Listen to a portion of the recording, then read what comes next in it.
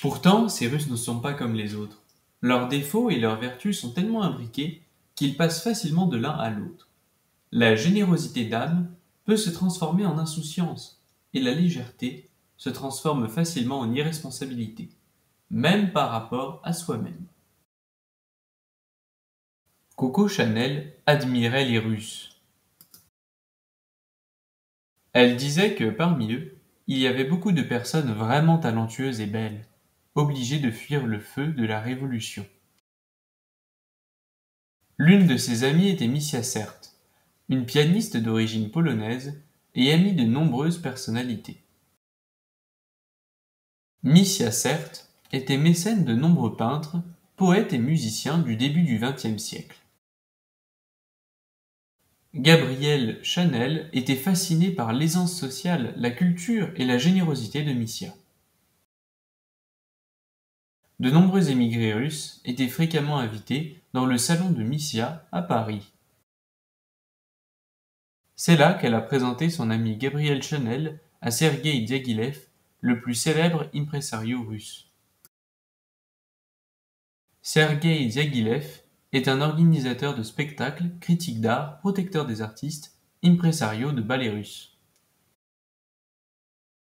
Il est né dans une famille aisée de la petite noblesse russe de la Russie impériale. Il a étudié le droit à l'université de Saint-Pétersbourg ainsi que la musique et le chant au conservatoire avec le compositeur Nikolai Rimsky-Korsakov. Il a joué un rôle décisif dans la popularisation de l'art russe en Europe et dans le monde, en révélant de nombreux danseurs de ballet, compositeurs et artistes talentueux. Il a présenté au public français les ballets, faute de présenter les opéras à cause de leurs coûts très élevés. C'est dans ce cadre que Diaghilev a fait la connaissance de Missia Sert. Diaghilev et Missia ont noué un lien intime, subtil, composé d'affection et d'admiration. Diaghilev a dit que Missia Sert était la seule femme qu'il pouvait épouser.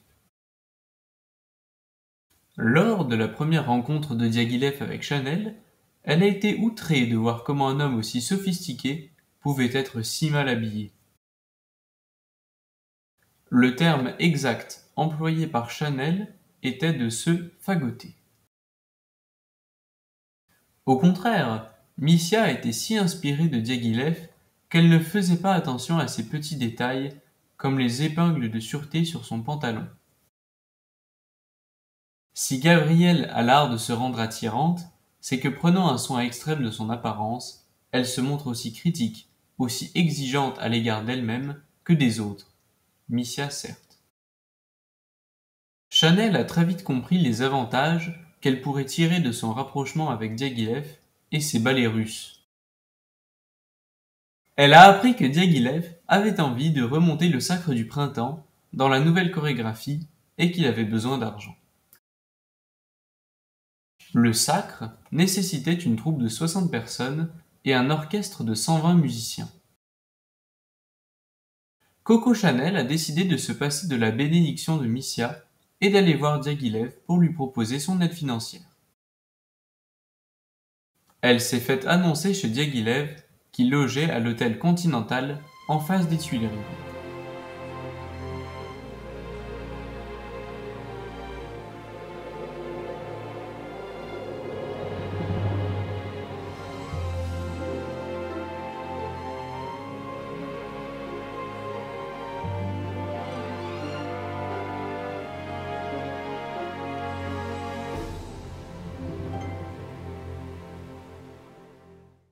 De ce chèque-là, Gabrielle Chanel n'allait pas se trouver volée. Puisque Diaghilev ne l'avait pas remarqué, elle a forcé son attention en lui offrant de l'argent. Chanel, à son tour, a su nouer avec l'impresario un lien personnel. Missia a découvert le secret de Chanel. Réalisant que sa place était prise, elle s'est disputée avec la couturière. Coco est une midinette qui préfère les grands-ducs aux artistes. Missia Sert. Ton soleil C'est l'argent, a dit Missia à Serge Diaghilev. Chanel a beaucoup aidé Diaghilev. Cependant, elle ne donnait pas par générosité, mais par vanité. Elle voulait montrer qu'elle était capable d'offrir une forte somme. Dans les années qui vont suivre, Chanel sera reçue dans la haute société. Malgré toutes les épreuves, l'amitié entre Gabriel, Missia et Sergueï a duré jusqu'à la mort de l'impresario. Missia, Chanel et deux autres personnes de l'entourage de Diaghilev ont été les seules personnes présentes aux funérailles de ce dernier à Venise. Comme Diaghilev n'avait pas de fonds sur lui, les funérailles ont été payées par Missia Sert et Coco Chanel.